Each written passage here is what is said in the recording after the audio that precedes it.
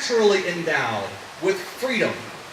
And if we do not make that freedom legitimate and part of the law, if we do not preserve what's left of women's freedom, they will take that freedom in their own hands. And if we're not careful, we will go back to the days of the coat hanger under the GOP. It is not pro-life to be against abortion. If you outlaw abortion in this land, you will kill many, many women and many, many babies along with it. We see what happens in countries where they outlaw abortion. It is not a pro-life action. More women die and more abortions happen. But I want to meet people halfway who do believe that we shouldn't have so many abortions. I have a way to reduce the number of abortions in America and yet preserve the sanctity of every woman's freedom, sovereignty over her body. Universal health care access to every woman in this nation would offer contraceptives and family planning services that would prevent unwanted pregnancies, because almost no abortions would happen if we had no unwanted pregnancies. That is the way to reduce the abortion rate.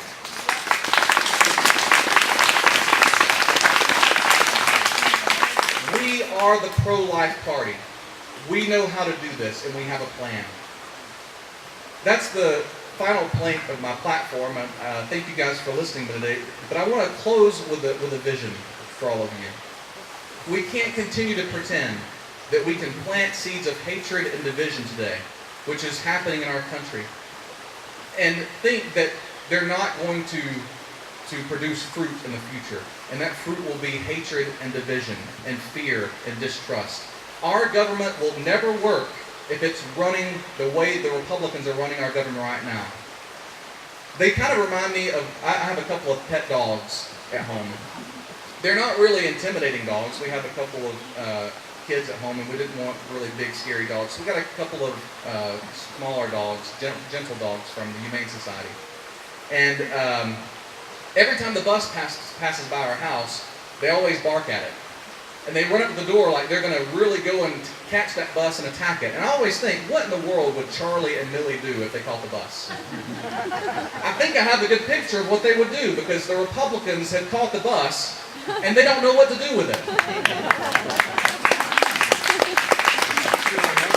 They complained for 10 long years, 8 long years, about the ACA. We only had over 100 public hearings. We only had over 100 Republican amendments to the bill. That's all we had, and they called it not transparent. And now that they got a chance to write their own health care bill, look, you have all the branches of government you need. You've got the Congress and the executive branch. You caught the bus. And they passed their first step in secret without anybody knowing what was in it, except for the tax breaks. We always knew the tax breaks were going to be in it, right? We always knew there was going to be suffering in it. And we also always knew that none of their health care would be on the chopping block. We always knew that, didn't we? That's something we could be certain about. But we didn't know exactly what was in the bill. It's finally passed, and then suddenly our Congressional Budget Office gets it, and we figure out that it's going to wreck our healthcare system. It's going to take the problems that are in the ACA and make them much, much worse. There was flesh and blood in that bill.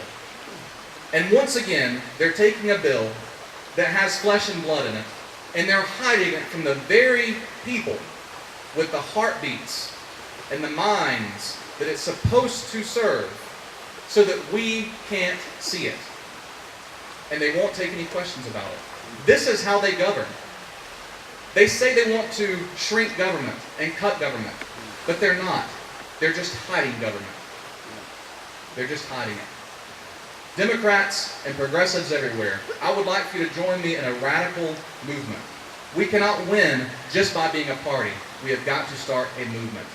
If you have a vision for the future of America, where we work together, not out of fear, where we can actually make a humane and economically sensible immigration policy.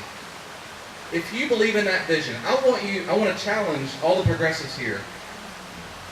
Look in your neighbor's heart. Somewhere in your neighbor's heart, you will find that vision. Because our neighbors, when they work with their families and their businesses, know how to be decent human beings. And that's all we're asking of them, is to do the right thing. Find that vision in your neighbor's hearts, because if we don't, if we continue being self-righteous, if we continue blaming people for who they voted for in the last election, I'm afraid that history is going to repeat itself in a very bad way.